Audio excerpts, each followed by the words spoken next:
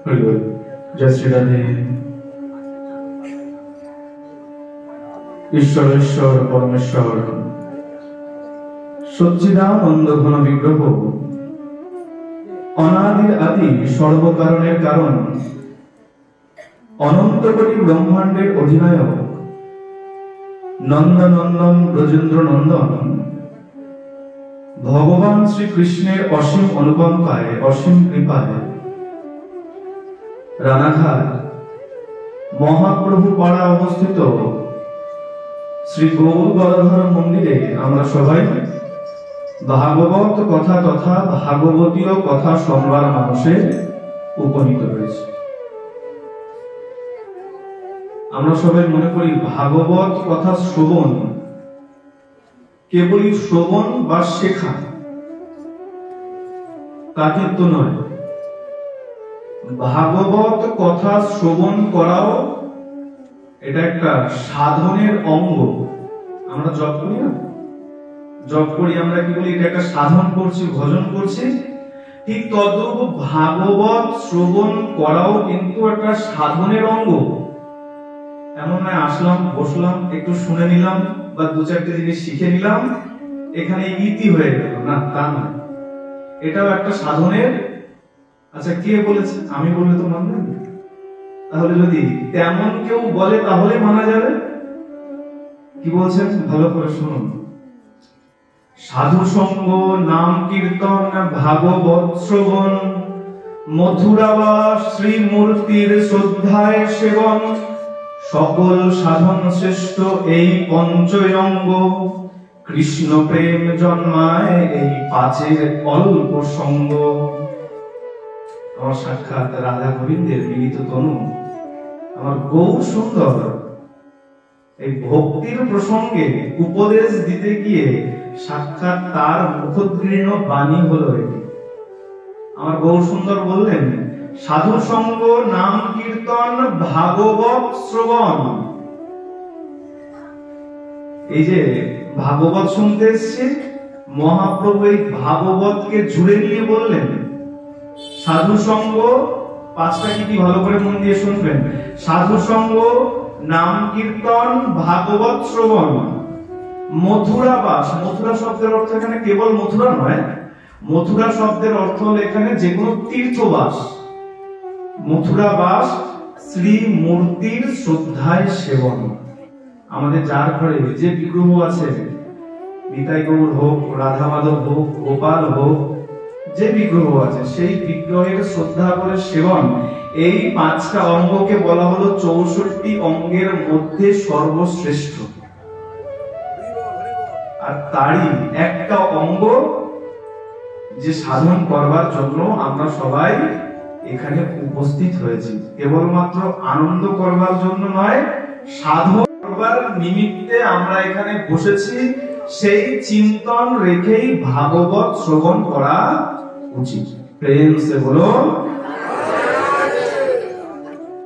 এতজন ভক্ত আর এতটুকু শব্দ কি করে হয়? সবাই মিলে একসঙ্গে প্রেম সে বলো। অনেক সময় একটুখানি ভ্রম থাকে, তো মানে কি ভ্রম থাকে, বলে বাবা তুমি পাঠ করতে এসছো কিনা নেবে, তুমি চিৎকার করো, আমরা কেন চিৎকার করবো? আচ্ছা সবাই ধ্বনিত নয় দিল, অনেকের মুখ খুলেছে দেখলাম, হাতগুলো যারা গুটিয়ে রেখেছে। ঠান্ডা পড়ে গেছে নাকি? বলেছে সাধন করতে গেলে পরে সমাজে বলে অনেক সময় কোনো কাজ থেকে লজ্জা ঘৃণা রাখবি না। সাধন করতে এসে যদি লজ্জা রাখো তাহলে সেই সাধন কিন্তু ব্যর্থ হয়ে যাবে। তাই সবাই কোনো হাত তুলে প্রেম সে বলো। সাধনের এই উদ্যমটা যেন আজকের একদম অন্তিম পর্যন্ত আমি দেখি। এই রাস উৎসব সম্পর্কে, রাস উপলক্ষে আমরা আজকে এখানে উপস্থিত হয়েছি ভাগবত কথা আস্বাদন করতে। রাস শুনতে খুব ভালো লাগে, তাই তো বাবা? বলে রাস শুনবো, হ্যাঁ রাস দেখবো, ভালো তো লাগে, কিন্তু জানবে যে জিনিস যত বেশি ভালো লাগে তাতে তত বেশি ভয় থাকে। মিষ্টি খেতে খুব ভালো লাগে, একদম র্যান্ডম সে খাচ্ছ, যে 40 বছর পার হলো, ডাক্তার অমনি পেনের খোঁচা দিয়ে লিখে দিল তোমার সুগার হয়ে গেছে। কেন? বলে বেশি ভালোবেসে ফেলেছিলাম। ঠিক তেমন রাস শুনবো, এটা খালি ভাবলেই হবে না, তার আগে দুটো বিষয় সম্পর্কে একটু সজাগ হতে হবে। রাসের মধ্যে যে বিষয় আছে সেটাই সংসারে নাই, আর এই সংসারে যে বিষয়টি আছে সেটি রাসের মধ্যে নাই। সেটা কি? এক হলো কাম, আর দ্বিতীয় হলো প্রেম। এই সংসারে যা দেখছো সব কাম, এখানে প্রেম নাই। আমি যদি বলি আমার বউ আসার সময় আমাকে খুব সুন্দর করে আহার দিয়ে পরিপাটি করে আমাকে পাঠিয়েছে, সাবধানে যেও, বলে কেন? বলে সাবধানে বাড়ি যদি না ফেরো তাহলে আমাদের সংসার চলবে কি করে? আমাদের সংসারের ঠিকানা তোমার হাতে, তুমি যদি ভালো না থাকো তাহলে আমরা কি করে থাকি? এই চিন্তনে, এই স্বার্থে আমাকে ভালোবাসে। আচ্ছা, আরেকটু বিচার করুন, সবাই বুঝতে পারবে। ছোট সন্তান বাবাকে বলছে, বাবা এখন হয় না, মায়ের একটু একটু এগিয়ে এসো, একটু একটু এগিয়ে এসো, ভালো একটু একটু এগিয়ে এসো, আরো ভক্ত আসছে তো, দরকারে কোলে উঠে পড়ো, কোনো অসুবিধা নেই। হ্যাঁ, আমাদের প্রবাদ আছে তো, যদি হও সুজন। এখানে তো আমার মনে হয় না দুর্জন আছে, সবাই সুজন। আর জানবে ভাগবত কথা প্রয়োজনে কোলে বসে শুনবে, কিন্তু ভাগবত যেন আজকের দিনের জন্য ছুটে না যায়। মা পার্বতী বাবা মাকে এত কেন বেশি ভালোবাসে? মাকে কোলে নিয়ে পর্যন্ত কথা শুনিয়েছিল। কেন? মায়ের মধ্যে জিজ্ঞাসা ছিল অমর কথা শুনবার জন্য। আর প্রধানত পরম বৈষ্ণব যে ভাগবত শুনতে চায়, বৈষ্ণব তাকে বড় ভালোবাসে। এই বাবা কি করেছিল? মাকে একদম কোলে বসিয়ে ভাগবত শুনিয়েছিল। বাবা যদি মাকে কোলে বসাতে পারে, আমরা তো সুজন সবাই আছি, কোলে বসে শুনতে কি অসুবিধা আছে? আসো সবাই একদম মন লাগিয়ে শুনছে, কথা বলবে। হ্যাঁ, কথা বললে মন বড় চঞ্চল হয়ে যায়। এখানে এখন আমি ইঞ্জিন, ট্রেন দেখেছো তো, মালগাড়ি, আমি ইঞ্জিন আর তোমরা সব আমার বগি। আমি এখন গৌর কথা বলবো, তোমাদের মন গৌরে লাগবে। আমি এখন রাধার কথা বলবো তো রাধায় লাগবে, কৃষ্ণ বলবো তো কৃষ্ণে লাগবে। আর আমি যদি সংসারের কথা নিয়ে বলতে থাকি, তোমাদের মনও কিন্তু সংসারে লেগে যাবে। সুতরাং আমার মন যদি বিক্ষিপ্ত হয়ে যায়, তাহলে কিন্তু ঘটার সম্ভাবনা থাকবে। সবাই মন লাগিয়ে চুপচাপে শ্রবণ করবে, তাহলে কি হবে? বলে রাসের রস তত বেশি আস্বাদন করতে হবে। আমরা সংসারে ওই বিষগোল্লা ছেড়ে এসছি আমরা রসগোল্লা হওয়ার জন্য।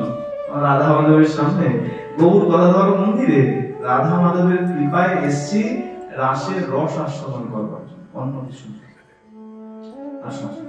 প্রথমে কি জানতে হবে? কাম আর প্রেম। ছোট্ট ছেলেটা বাবাকে বলছে, বাবা আমার এই জামাটা লাগবে। শব্দ বেরিয়েছে না, ট্রেন্ডিং, প্রতি বছর একটা করে নতুন, পুজোর সময় নতুন নতুন জামা ওঠে, নতুন নতুন কাপড় ওঠে। বাবা বলছে আমার ওই জামাটা লাগবে। ছেলে বলছে বাবাকে, আচ্ছা বেশ, এনে দিয়েছে। ওই ছেঁড়া জিন্সের প্যান্ট লাগবে, এনে দিয়েছে। সাইকেল লাগবে, এনে দিয়েছে। খুব ভালো বাবা, আমার বাবার মতো আর বাবা হয় না। পরের বছর মাধ্যমিক পাশ করলাম, বাবা এবার একটা বাইক কিনে দিতে হবে। বাবা বললো আমার আর সামর্থ্য নাই। বাবা যে বলে দিল আমার আর সামর্থ্য নাই, ঠিক সেই মুহূর্ত থেকে আমার বাবা সব থেকে খারাপ বাবা। কেন? চাহিদা পূরণ করতে ব্যর্থ হচ্ছে। আমরা চাঁদকেও ভালোবাসি চাঁদের মিঠের আলোর জন্য। আজকে রাত থেকে যদি চন্দ্রমা সূর্যের মতন প্রখর তাপ দেয়, কেউ বসবেন, কেউ যাবেন ছাদে চাঁদের আলোতে আলো উপভোগ করবার জন্য? সুতরাং আমাদের সবকিছুর পেছনে একটা স্বার্থ রয়েছে। এটা কেমন? বলছে একটা লোহার টুকরো, একটা লোহার খন্ড আর একটা সোনার খন্ড, দুটোর মধ্যে কি ব্যবধান আছে? যে মূল্য জানে না, দাম ছেড়ে দেবে, যে মূল্য জানে না, আমি তার হাতে একটা লোহার খন্ড আর একটা সোনার খন্ড ধরিয়ে দিলাম।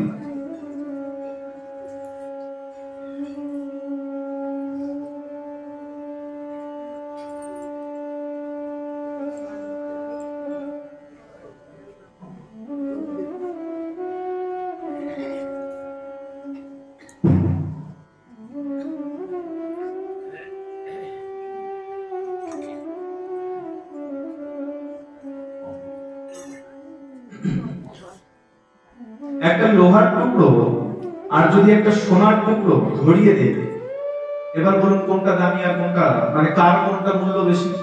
দামের দিক ছেড়ে দিন, লাখ টাকা 100 টাকা কেজি এসব ছেড়ে দিন, দুটোই কি হবে? সমান, দুটোই ধাতু, একটা লোহা আর একটা সোনা। আচ্ছা এবার যদি আমি বলি গুণগত মান বিচার করো, তখন কি হবে? দুটো আলাদা হবে। বলে এটা লোহা, এটার উজ্জ্বলতা নাই আর এটার দাম কম, আর এটা বলে এটা সোনার টুকরো, এর উজ্জ্বলতা আছে, ঝলমল ঝলমল করছে, এর অনেক দাম। ঠিক তত একটা লোহার টুকরো আর একটা সোনার টুকরো যে মূল্য জানে না তার কাছে যেমন মনে হয়, আর যে ভেদ জানে না তার কাছে কাম আর প্রেম কিন্তু সমান মনে হয়। মনে হচ্ছে এখানেই কত প্রেম আছে। যত যত তুমি কায়িক, বাচিক বা মানসিক যেটাই করছো পরিশ্রম, আজকে থেকে গিয়ে বন্ধ করে দাও। একদিন, দুদিন, 1 মাস, 2 মাস, 3 মাস, তারপরে গিয়ে তুমি চক্ষুশূল হয়ে যাবে। আর আমার গোবিন্দ কি বলছেন? আমার গোবিন্দ বলছে কেউ যদি কখনো ভুল করেও 1 গণ্ডূষ জল আর একটা তুলসী পত্র ভুল করেও গোবিন্দায় নম বলে দিয়ে গেলে আমি তার কোনদিন ভুলতে পারি। প্রেম সে বলো, শাস্ত্রে বলা হলো কাম প্রেম দুহাকার বিভিন্ন লক্ষণ, লৌহ আর হেম জয়ছে স্বরূপে বিলক্ষণ। আত্মেন্দ্রিয় প্রীতিবাঞ্ছা তারে বলি কাম, কৃষ্ণেন্দ্রিয় প্রীতিবাঞ্ছা ধরে প্রেমে নাম। এখানে পরিষ্কার করে দিলেন কাকে কাম আর কাকে প্রেম বলা হয়। আত্মেন্দ্রিয় প্রীতিবাঞ্ছা তারে বলি কাম, নিজের ইন্দ্রিয়কে সুখ দেবার নাম হলো কাম। আর অপরকে, অপর বলতে এখানে মানে রাধা মাধব আর কেউ নয়, অপরকে সুখ দেওয়ার নামই হলো প্রেম। সুতরাং প্রেম যদি পেতে চাও সেটা একমাত্র ঠিকানা হলো আমার রাধা মাধবের শ্রীপাদ। এই পাদ পদ্ম ব্যতীত দ্বিতীয় কোথাও তুমি প্রেম, যে প্রেম অবিনাশী, অবিনশ্বর। এই ভালোবাসা কোন হতে পারে বলেছিল না, এই ঠুনকো জগতের সিঁদুর পরে কি হবে? 2 দিন পরে তো সেই সিঁদুর মুছতেই হবে। সিঁদুর যদি পড়তে চাও আমার গোবিন্দের নামে সিঁদুর পরো, যার যুগ যুগান্তর অক্ষয় হয়ে থেকে। সুতরাং প্রেম যদি করতেই চাও তাহলে রাধা মাধবের সাথে প্রেম করে নাও, যে প্রেম চিরকাল থেকে। এই প্রেম আর কামের কথা বলার কারণ বলে আমরা একটু পরে গিয়ে উপস্থিত হব রাসস্থলীতে। আর রাসস্থলীতে যখনই উপস্থিত হব, রাসস্থলীতে গিয়ে যদি কারোর মধ্যে প্রেমকে ভুল করে কাম মনে হয়, তাহলে আপনাদের থেকে বড় অপরাধ হয়ে যাবে আমার। শ্রোতার থেকে বড় অপরাধ হয় বক্তার। কেন? বলে তুমি যেমন ভাবে আস্বাদন করাবে শ্রোতা ঠিক তেমন ভাবেই শ্রবণ। বাড়ির ছোট বাচ্চা যখন এই দিদিমণি মাস্টারমশাই আসে শেখায়, হাত ধরে যখন গোল করে লিখে বলে এটা বল অ, তখন ও কি বলে? ও বলে। বলে কেন? বলে আমাকে যেমন শেখালে আমি তেমনই শিখলাম। ঠিক তেমন প্রবচক যেটা সঠিকভাবে বলবেন সেটাই শ্রোতারা শুনবে এবং শ্রোতারা সেটাই কিন্তু। সুতরাং প্রথমেই খুব সাবধান। রাসলীলা শুনতে খুব মজা লাগে, কিন্তু এক্ষেত্রে ভয় অনেক বেশি, অপরাধের ভয়। আর বর্তমান সমাজ তো আমাদের, বর্তমান সমাজে তখন বলে এখন গান বেরিয়েছে না, কি বলবো, আমাদের সমাজকে আমরাই ধ্বংস করে দিচ্ছি। বেরিয়েছে তো গান, কৃষ্ণ করলে লীলা, তাই তো? চিন্তা করবো আমাদের সনাতন ধর্মেরই যারা এই গানগুলো পাস করছে তারা আমাদের সনাতন ধর্মে। তারা চাইলে কিন্তু পারতো এইসব গানগুলো চলবে না। অন্য কোনো সম্প্রদায়, অন্য কোনো ধর্মে গিয়ে দেখো তাদের ধর্মকে নিয়ে এমন ছেলে খেলা কেউ কখনো সাহসও পর্যন্ত দেখে। আর সেখানে আমাদের সাক্ষাৎ পরমেশ্বর ভগবান যে নিজে বলে গেছে আমি ভগবান, আর কেউ বলেছে? যে কোনো চার্চের গায়ে গিয়ে দাঁড়াবেন, পাশে গিয়ে দেখবেন লেখা আছে ঈশ্বর পুত্র যিশু। তারাও বলে ঈশ্বরের পুত্র সন্তান। আর আমার রাধা মাধব তিনি গুপ্তকে অর্জুনকে বলে গেছেন আমি হলাম সাক্ষাৎ ভগবান। যে সাক্ষাৎ ভগবান তাকে নিয়ে এত ছেলে খেলা আমরা করি কি? আচ্ছা মানো না তোমরা এই তোমার ভগবান, এরকম অনেকবার প্রশ্ন আমাকে সম্মুখীন হতে হয়েছে, তোমার ভগবান কেমন ভগবান? এত এত গোপীদেরকে সঙ্গে নিয়ে আমরা বললেই দোষ? আরে বাবা, তুমি তো একটা বিয়ে করে তুমি তোমার বউয়ের চাহিদা পর্যন্ত পূরণ করতে পারো না, 16,100 তো ছেড়ে দাও, অনেক দূরের কথা। আচ্ছা বেশ ভালো কথা, তুমিও রাস করো না, কে না করেছে? আমার গোবিন্দ যেদিন ৬৬ দিন ৬ দিনের দিন পুতনা মাসির ২০ মাখানো দুধ পান করেছিল। আসো আগে করো রাস করো। আমার রাধা মাধব ৭টা দিন ৭টা রাত্র গিরি গোবর্ধনকে বাঁ হাতের কায়া আঙুলে করে তুলে ধরেছিল। আসো তুমি একটা চালের বস্তা ৫ ঘন্টার জন্য তুলে ধরে রাখো, যদি সামর্থ্য থাকে তোমাকে আমি রাস করার পারমিশন দেব। খালি রাসই দেখলে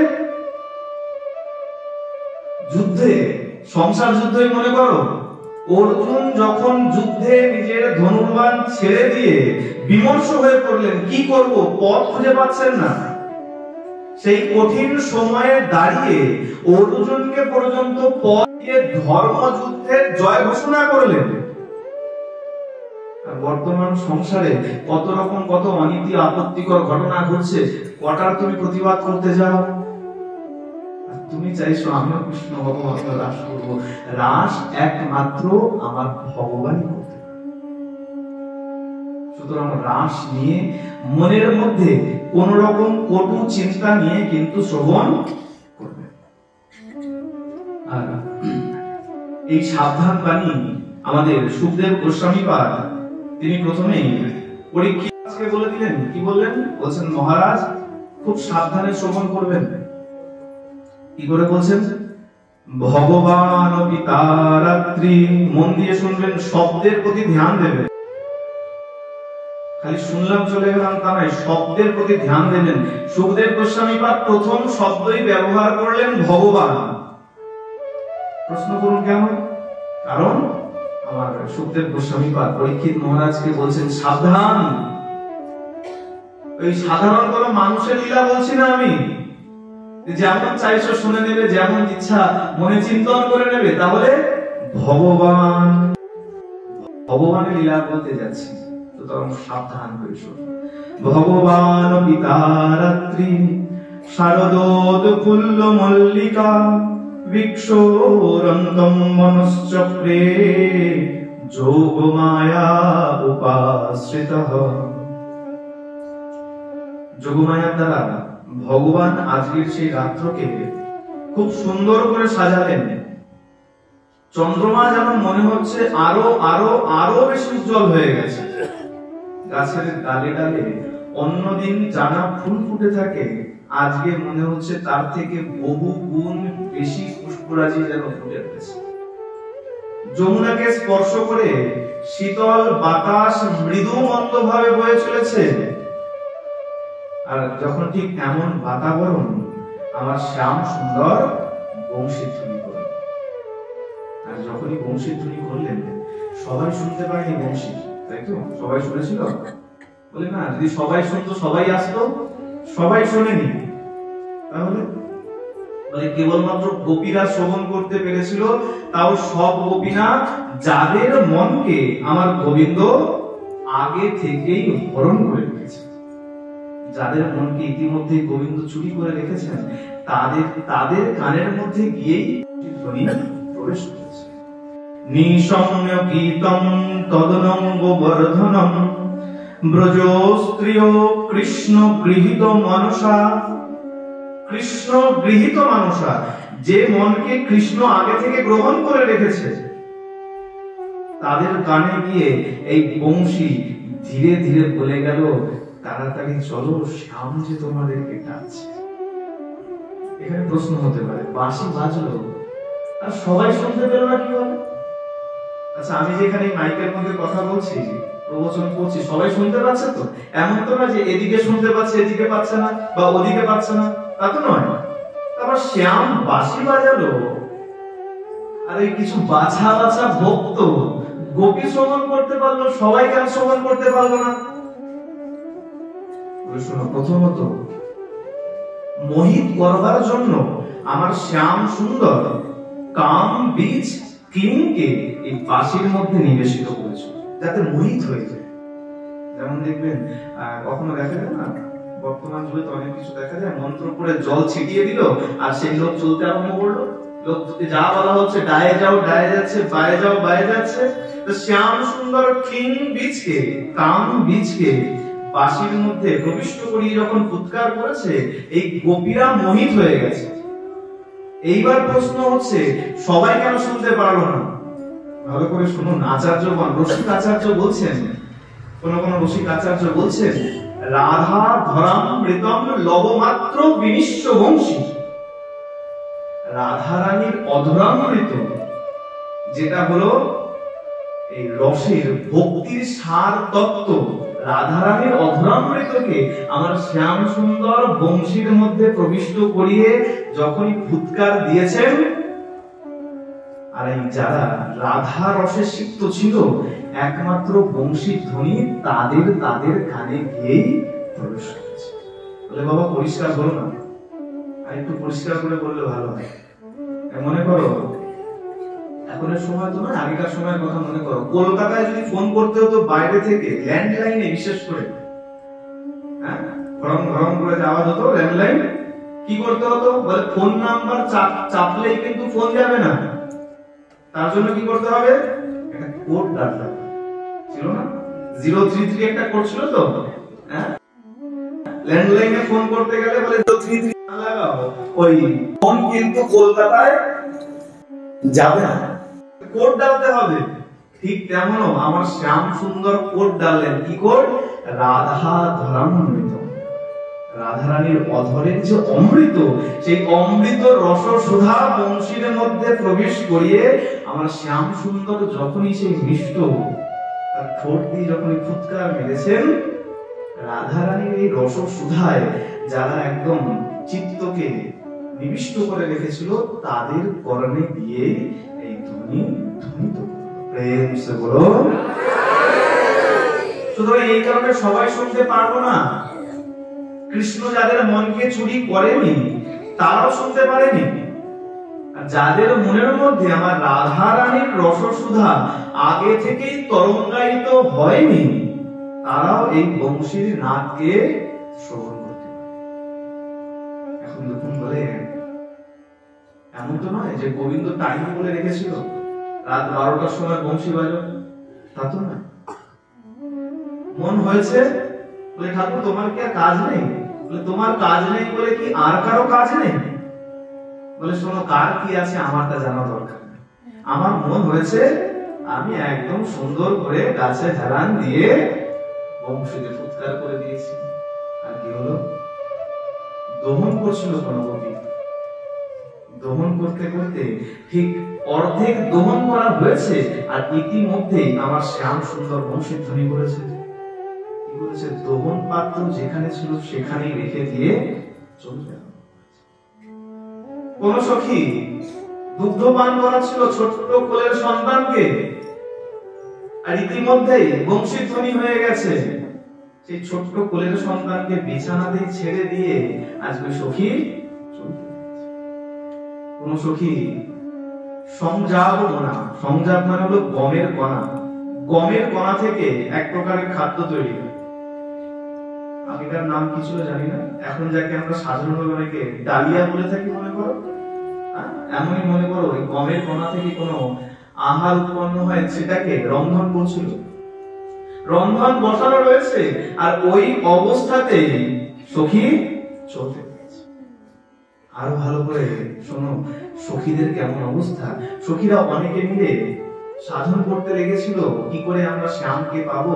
আর যখনই বংশীধ্বনি হয়েছে, একে অপরের অলক্ষ্যে আমি যাচ্ছি এটা যেন আমার পাশের জন জানতে না, এইভাবে সবাই চলে গেল।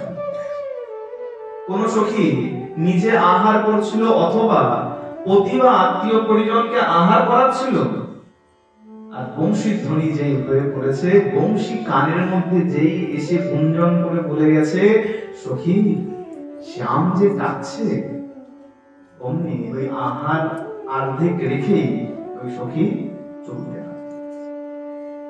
আর কোন সখী প্রস্তুত হচ্ছিল।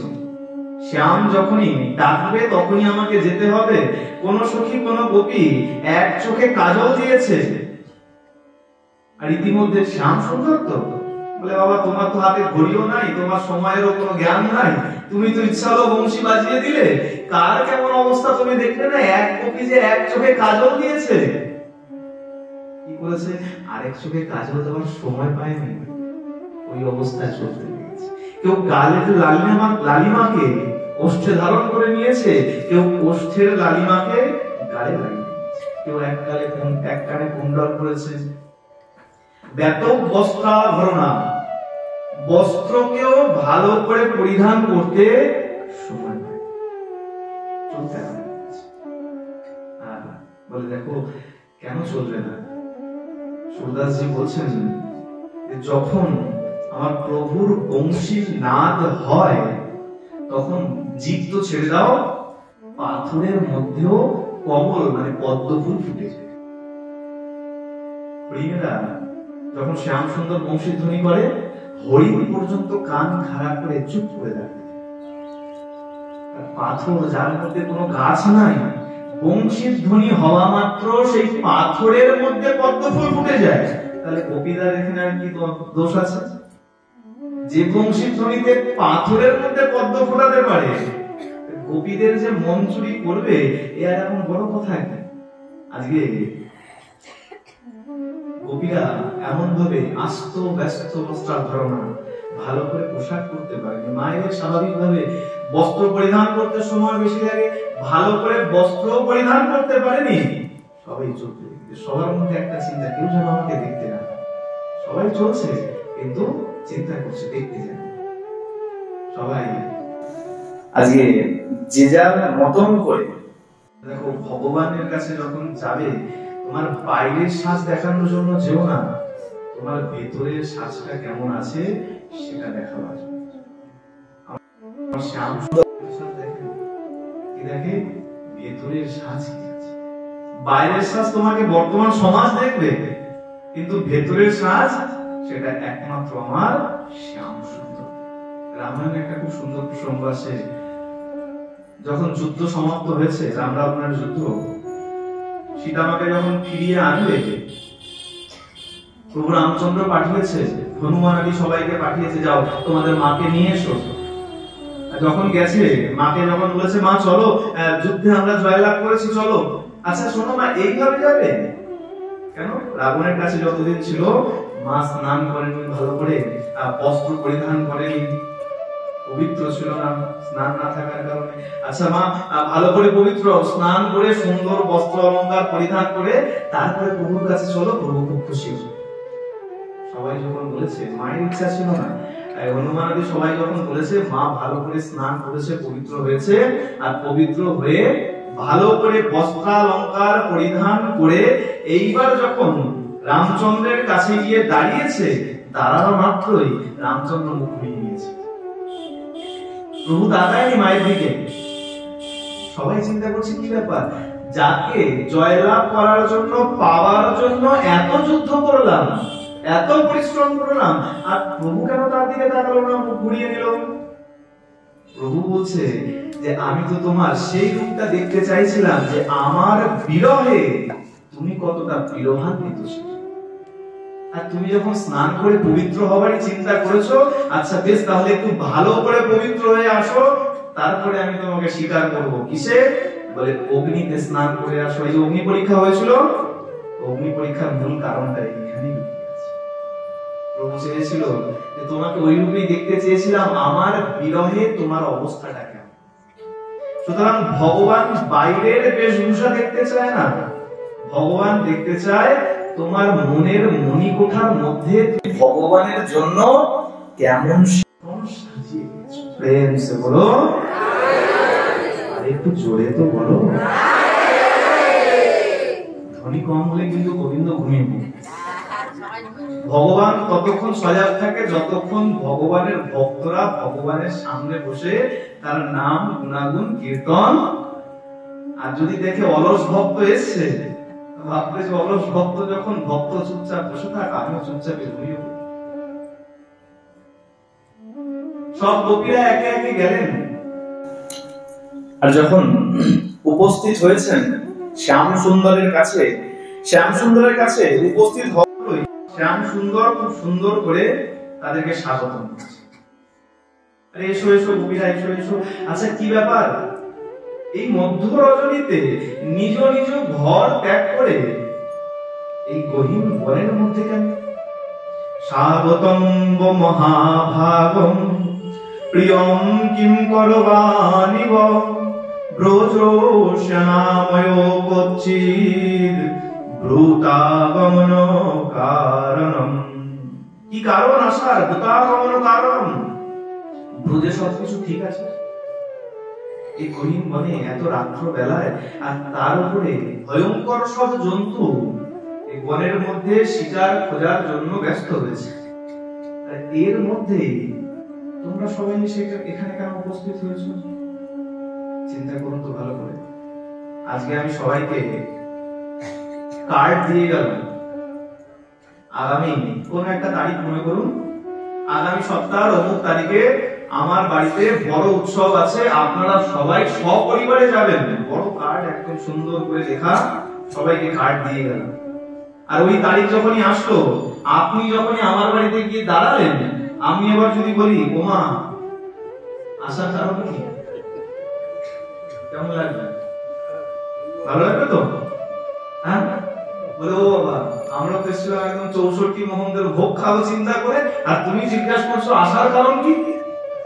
আজকে কবিদের অবস্থা ঠিক কেন? নিমন্ত্রণ পত্র পাঠিয়েছে। আচ্ছা নিমন্ত্রণ পত্র তো দেখা যাচ্ছে না, তাই তো? বলে নিমন্ত্রণ পত্র কোথায়? আমার গোবিন্দের যে বংশী, তার থেকে বড় নিমন্ত্রণ পত্র কিন্তু আর আরে ফোনও যদি হতো, এখন যদি ফোনও হতো, অত অযুত সংখ্যার গোপীকে একটা একটা করে যদি গোবিন্দ ডায়াল করতো নাম্বার, বলে শারদ পূর্ণিমা চলে যেত, আমার গোবিন্দরা রাস করা।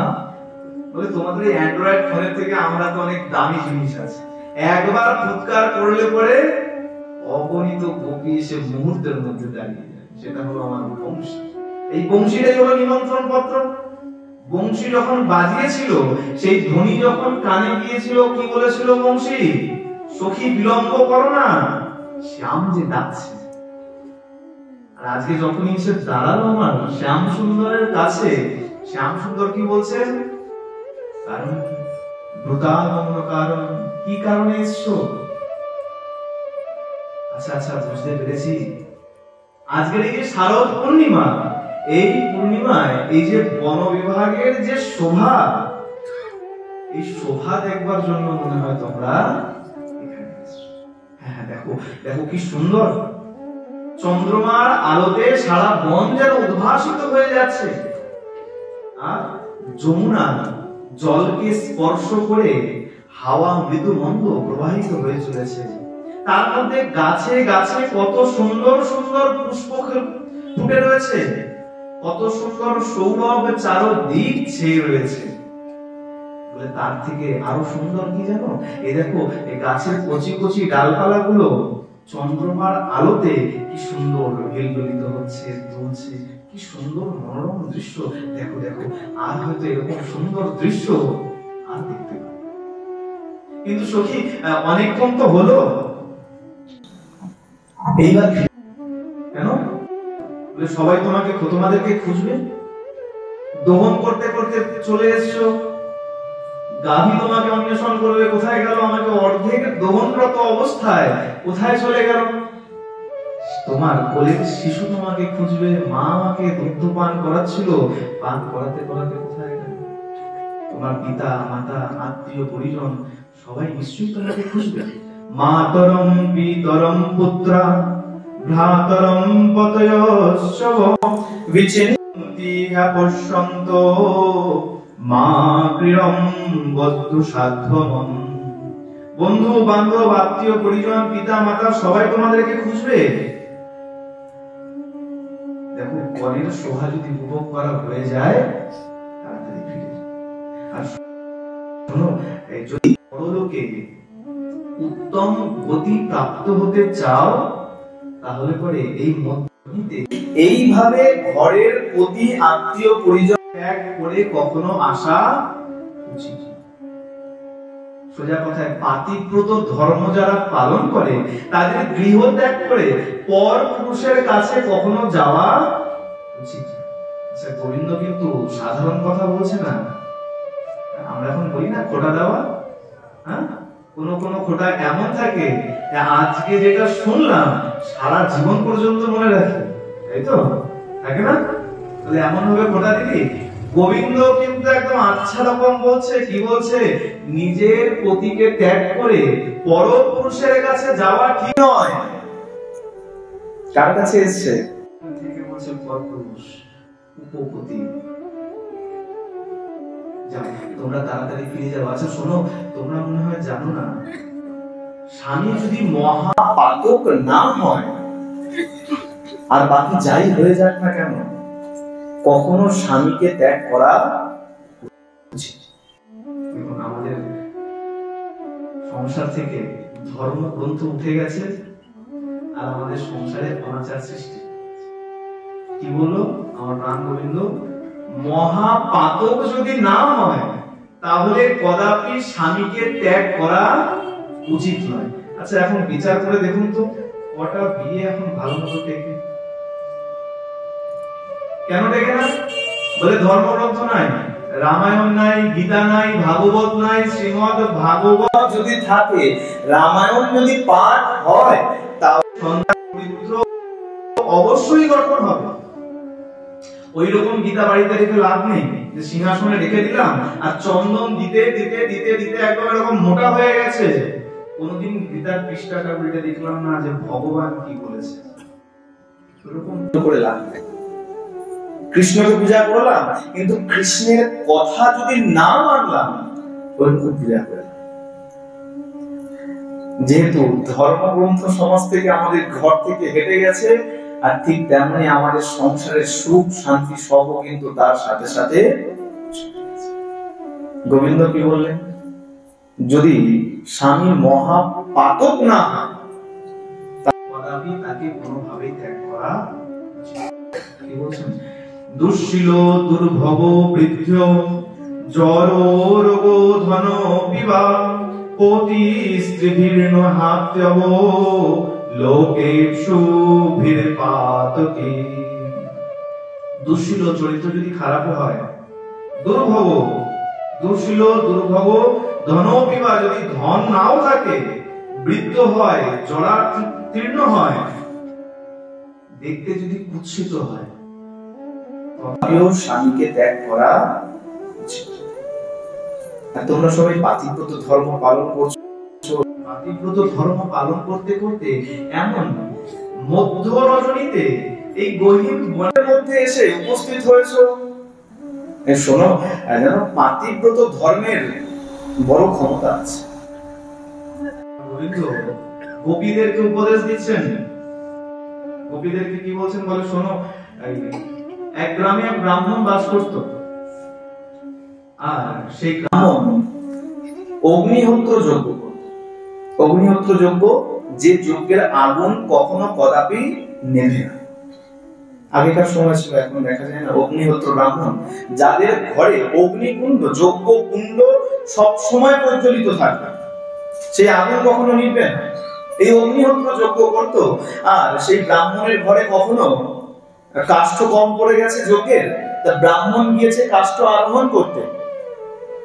যখন ফিরে এসছে, তার গৃহিণী বারান্দায় বসে মনে করুন কুলোয় করে কিছু নিয়ে বাঁধছিল, ঝাড়ছিল, আর পতিদেব যখনই এসছে তাড়াতাড়ি কুলো পাশে রেখেছে।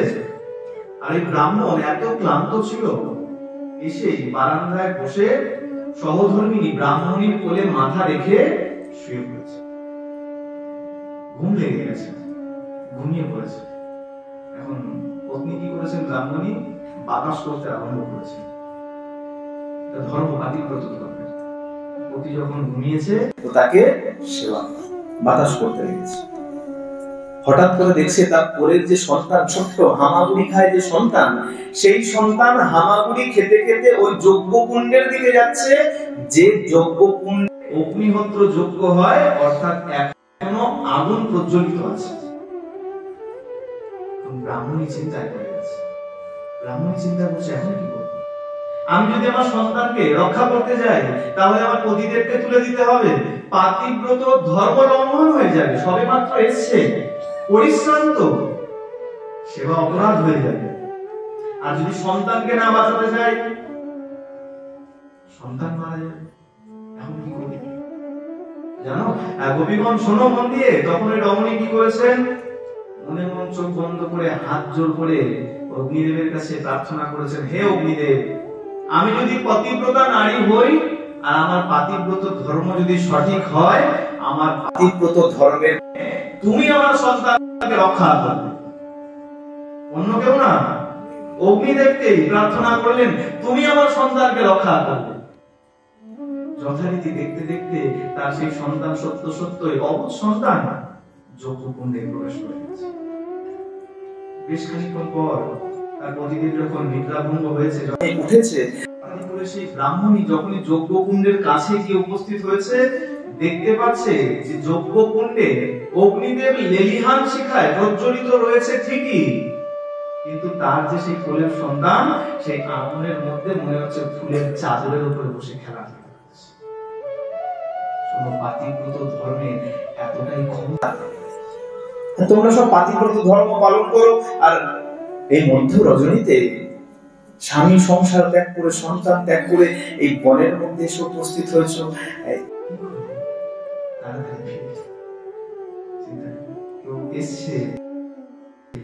ভগবানের সঙ্গে সাক্ষাৎ করার জন্য, আর ভগবান বারবার করে সংসারের দিকে ঠেলে দিচ্ছে, যাও ঘরে ফিরে যাও, ঘরে ফিরে যাও, ঘরে ফিরে যাও।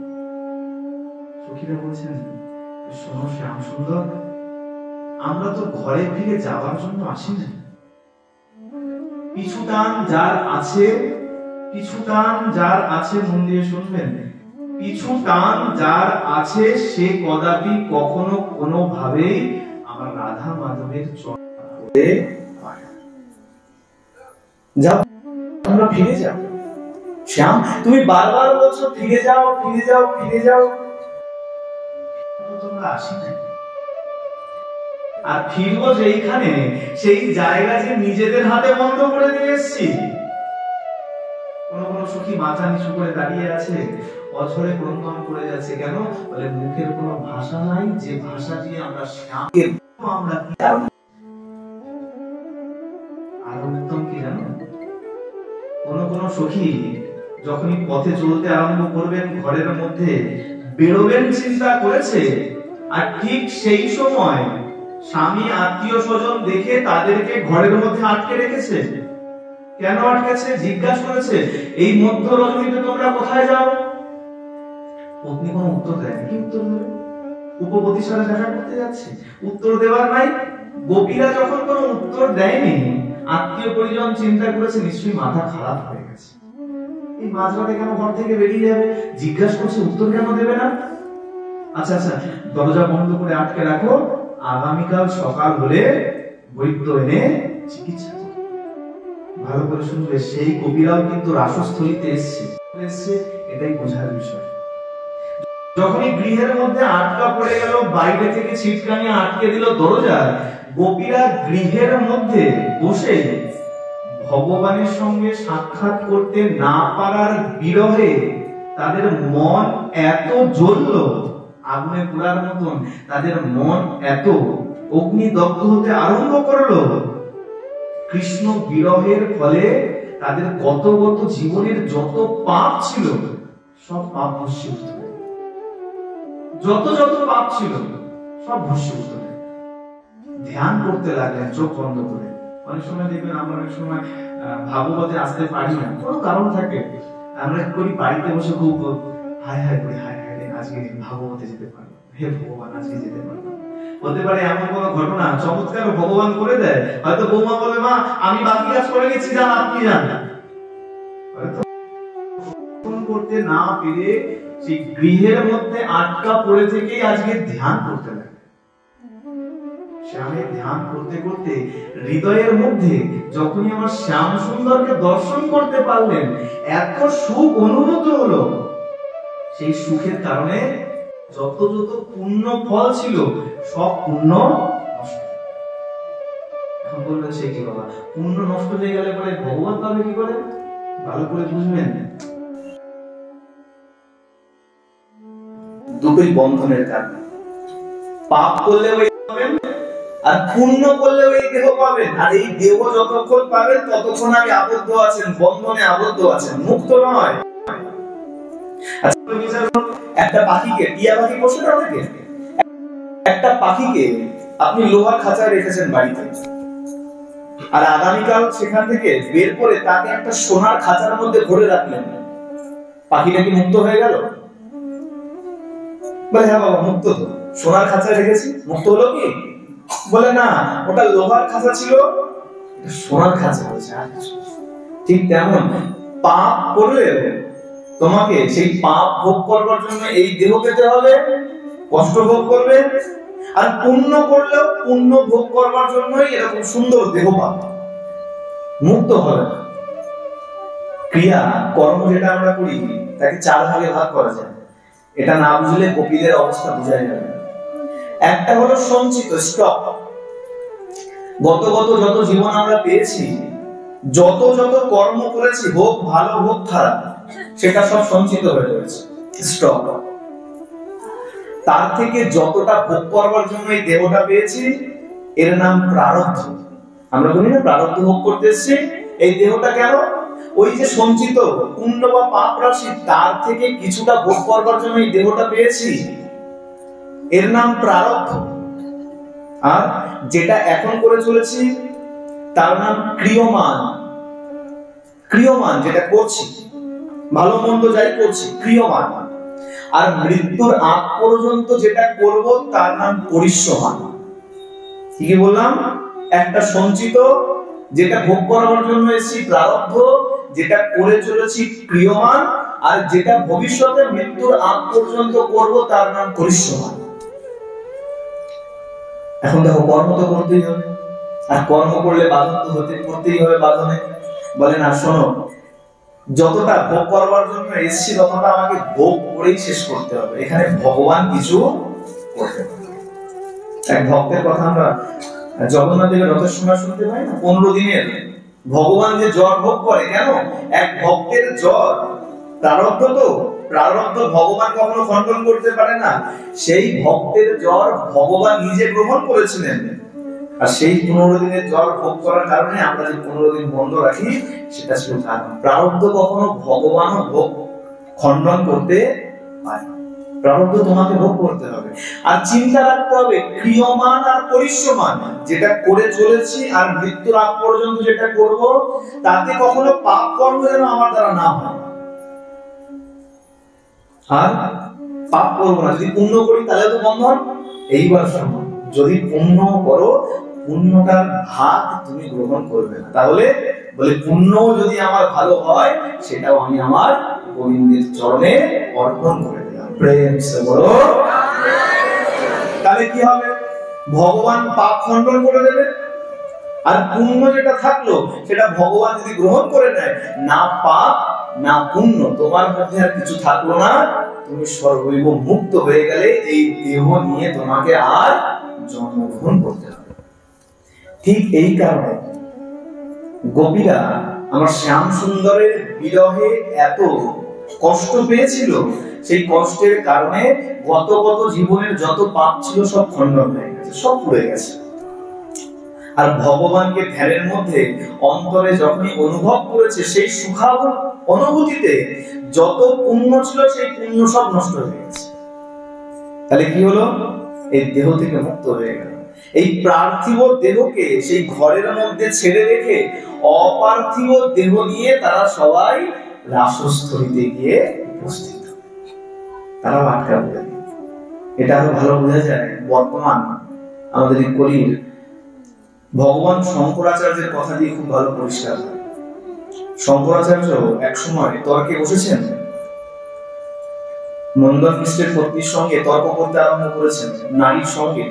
আর তর্কে এটা হয়, আমি যদি জানি যে আপনি কোনখানে দুর্বল, আমি আস্তে আস্তে আপনাকে ঠিক কথায় কথায় সেইখানে নিয়ে যাবো।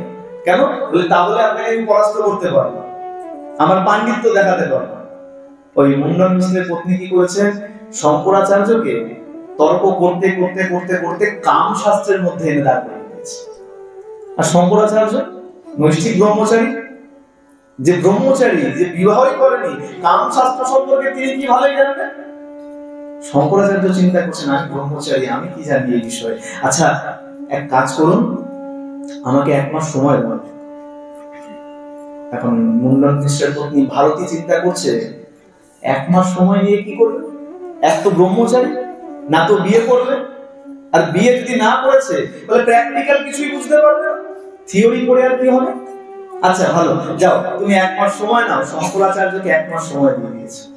শঙ্করাচার্য আশ্রমে এসে শিষ্যদেরকে বলছে, শোন, এই আমি আমার দেহটা ত্যাগ করছি, 1 মাস আমার এই দেহকে কড়াইয়ের মধ্যে তেলে চুবিয়ে রেখে দেবে, 1 মাস পরে আমি আবার আসবো। ভগবান শঙ্করাচার্য যাত্রার কথা নয়, শঙ্করাচার্য দেহ ত্যাগ করলেন, আর শিষ্যরা তেলের মধ্যে চুবিয়ে রেখে দিয়েছে। কোথায় গেলেন? কামরূপ রাজ্যের রাজা সেই দিন দেহ ত্যাগ করেছিলেন, মারা গিয়েছিলেন। ক্রন্দনের রোল উঠে গেছে, সবাই কাজে মহারাজ মারা গেছে, মহারাজ মারা গেছে, মহারাজ মারা গেছে। হঠাৎ করে দেখলেন মহারাজ উঠে বসেছে।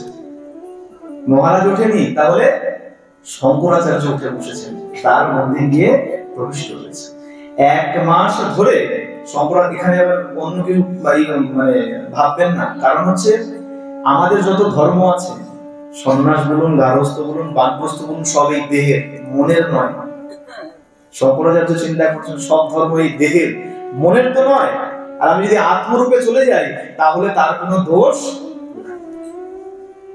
আত্মরূপে এসে ওই রাজার মধ্যে প্রবিষ্ট হয়েছেন। 1 মাস ভর তিনি কাম শাস্ত্র অধ্যয়ন করেছে, আদি আদি সম্পূর্ণ জ্ঞান নিয়ে 1 মাস পরে আবার রাজার দেহ ত্যাগ করে। রাজা আবার যথারীতি, আগেই তো মরেছিল, আবার তার নিথর দেহ পড়ে গেলেন। আর শঙ্করাচার্য আবার এসে সে দেহের মধ্যে প্রবিষ্ট হয়ে ভারতীর সঙ্গে তর্কে জয়লাভ করে। এই যে যোগীগণ যেমন যোগ সাধনার দ্বারা নিজের দেহকে কোথাও ছেড়ে দেয় আর আত্মরূপে কোথাও গিয়ে ভ্রমণ করতে থাকে, আজকে ঠিক তেমন গোপীরাও, আরে এটা তো কম যোগ সাধনা নয় রে বাবা, আমার গোবিন্দকে ভালোবাসা এটা কম যোগ সাধনা নয়। অনেক সুপ্রীতি থাকলে তারপরে গিয়ে গোবিন্দকে ভালোবাসার চিন্তন আসে, ভালোবাসা নয়। অনেক সাধুগুরু বৈষ্ণবের কৃপা যদি হয়, বলে না বৈষ্ণব দেখলে প্রণাম করো, কেন? বলে তার চরণ ধরে যদি মাথায় পড়ে, আমার শ্যাম সুন্দরের এমনিতেই কৃপা, ভগবান এমনিতেই কৃপা করে। এমন কৃপা হলে তারপরে ভালোবাসার চিন্তন আসে। সুতরাং এটা যোগ সাধনার থেকে কোনো অংশে কম নয়। দুর্বাসা যখন অম্বরীশের কাছে পরাস্ত হয়েছিলেন, দুর্বাসা যখন বুঝতে পেরেছিলেন অম্বরীশ কোনো সাধারণ মহারাজ নয়, ভগবানের প্রিয় পাত্র, দুর্বাসা তাড়াতাড়ি ব্রহ্মলোকে ফিরে গিয়েছিলেন। কেন? আমার স্বগোত্রীয় সবাইকে বলতে হবে, এই যে ব্রহ্মজ্ঞান ব্রহ্মজ্ঞান ব্রহ্মজ্ঞান করছি, তার উচ্চে হচ্ছে ভক্তি মার্গ। ভগবানের ভক্তি তার থেকেও অনেক।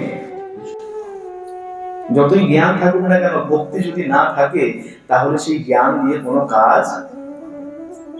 আজকে গোপীরাও ঠিক তেমন যোগ সাধনই মনে করুন, ভগবানকে এমন ভালোবেসেছেন, সেই যোগ সাধনের দ্বারা এই পার্থিব দেহকে ঘরের মধ্যে ছেড়ে আত্মরূপে অপার্থিব দেহ নিয়ে রাসস্থলীতে উপস্থিত হয়েছে। এখন ভগবান তো বারবার বলছে, সখী ফিরে যাও। কোন কোন সখী মাথা নিচু করে রেখেছে, কোন সখী, সুখদেব গোস্বামী বর্ণন করছেন, পায়ের আঙুল দিয়ে মাটি খুঁড়ছেন। কেন? অভিমানী, রাগ। কখনো কখনো দেখবেন সামনের ব্যক্তি যদি তেমন কেউ হয়, আমাদের ভেতরে যদি রাগ আসে, আমরা সেই রাগ তার উপরে দেখাতে অন্যভাবে নেবেন না। এটা একটু বোঝানোর জন্য বলি। মনে করুন যারা অফিস চাকরি করেন তারা ভালো বুঝবেন।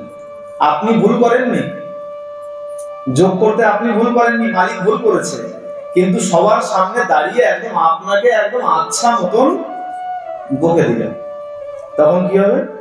মালিককে বলতে পারবেন কিছু? আর মনে মনে কি হবে? বলে যে মালিক যদি না হতো না, দেখে নিতাম। হ্যাঁ, এখানে মনে করুন গোপীদের মনের ভাব, এখানে তার অন্য ভাব নেই, এখানে ভালোবাসা প্রীতির ভাব আছে। গোপীরা কি বলছে, গোবিন্দ আজকে যদি তুমি না ডাকতে তাহলে আর কি মজা দেখাটা, হ্যাঁ, ডেকে নিয়ে এসে আর এখন এমন বলছো। দুঃখে চোখের থেকে অশ্রু নির্গত হতে লেগেছে। কি বলবে কিছু বলতে পারছে, মুখ হয়ে রয়েছে, বধির হয়ে রয়েছে। এক সময় বলে দেখো ধৈর্যের বাঁধ কখনো কখনো ভেঙে যায়। গোপীরা বলছে আচ্ছা শ্যাম সুন্দর, তুমি তো খুব সুন্দর আমাদেরকে উপদেশ শোনাবে, তা আমরাও একটু উপদেশ শোনাতে চাই, আমরাও কিছু বলতে চাই। বলে বেশ বলো। বলে শোনো, গোপীরা কিন্তু কম নয়। আমাদের শাস্ত্র বাক্য আছে, যে জনা কৃষ্ণ ভজে সে বড় সুখ। গোবিন্দকে যে ভজনা করবে সে কি এমনি এমনি ছেড়ে দেবে? আমার গোপীরা কি বলছে, বলে শ্যাম সুন্দর শোনো, এক গ্রামে এক গরিব বৃদ্ধ বাস করত, শপথ নেই, আর কেউ নাই সংসার, দিন আনে দিন খায়, কোন রকম উপার্জন করে আর তা দিয়ে দিন গুজরান করে। হঠাৎ করে তার বাইরে কোনো জায়গায় কাজের সন্ধান এসে গেছে। গ্রামে আর কাজ হবে না, বাইরে দূরে কোথাও যেতে হবে, মোটামুটি 2 বছর 4 বছর 5 বছর পরে ফিরবে। ভালো কথা। বাড়িতে এসে যখন পত্নীকে বলেছে শোনো, এই বাইরে যেতে হবে কাজ করবার জন্য, আমি মোটামুটি 2-4 বছরের জন্য বাইরে যেতে চাই। পত্নী বলছে হ্যাঁ গো, এই তুমি যদি বাইরে চলে যাবে আমার পাতিব্রত ধর্মের কি হবে? আমি যে পাতিব্রতা নাই, পাতিব্রতা নারী কি? বলে ঘুম থেকে উঠে আগে পতিকে দর্শন করবে, নিজে আহার করার আগে স্বামীকে আহার করাবে, স্বামী যখন গৃহে থাকবে তখনই শৃঙ্গার করবে। আমাদের শাস্ত্রের এটাই নিয়ম, যতক্ষণ স্বামী গৃহে আছে ততক্ষণই নারী শৃঙ্গার করতে পারে, যখন তার পতিদেব গৃহে নাই নারী তখন শৃঙ্গার করাও উচিত। এইসব কথা কে এখন আর শোনে, কে এখন বা মানে? বর্তমান সংসার তো বলে আমরাই এক একজন শাস্ত্র চলতাকে, সবার মধ্যে এত এত জ্ঞান আছে, গোবিন্দের মধ্যে আর কি আছে? বেদব্যাস আর কি লিখে রেখে গেছে? বেদব্যাস থাকলে আমরা একটু শেখাতাম নাকি? প্রেম সে বলো আরে ঘুমিয়ে পড়লে চলবে না, সবাই মিলে একসঙ্গে। গোপীরা বন্ধন করছে, আর সাথ যদি না দাও তাহলে কি করে চলবে? শ্যাম মানবে কি করে? আমরা এখন সবাই গোপীদের পেছনে দাঁড়িয়ে, কেন? জোর দেওয়ার জন্য। আমরা আছি, চিন্তা করো না, জয়ী হয়ে তারপরে যাও। গোপীরা বলছে শোনো, ওই নারী রমণী তার পতিকে জিজ্ঞাসা করছে আমার কি, আমার পাতিব্রত ধর্ম কি হবে? তখন তার স্বামী বুদ্ধি দিয়েছে, বলে শোনো এক কাজ করি, দেখো উপার্জন যদি ভালো না হয় জীবনে সুখ আসবে। অর্থ না থাকলে সুখ কোথায় পাবো? অর্থ না থাকলে সুখ নাই। আছে সুখ? আছে? কি বলো বাবারা? আছে সুখ? মায়েরা আছে? শোনো, ভালো করে জানবে, অর্থ ভালোই পকেটে থাক আর না থাক, তোমার কর্ম যদি ভালো থাকে তোমার থেকে সুখ আমার প্রাণ গোবিন্দ পর্যন্ত ছিনবে। ভালো করে বিচার করো, বিলেত ফেরত ডাক্তার, বিলেত ফেরত ইঞ্জিনিয়ার, বিলেত ফেরত ব্যারিস্টার, কলকাতার বুকের কথা, বেশি দূরের কথাও বলছি না, তোমাদের রান্নাঘাটে খুঁজলেও হয়তো এরকম একটা দুটো পেয়ে যাবে।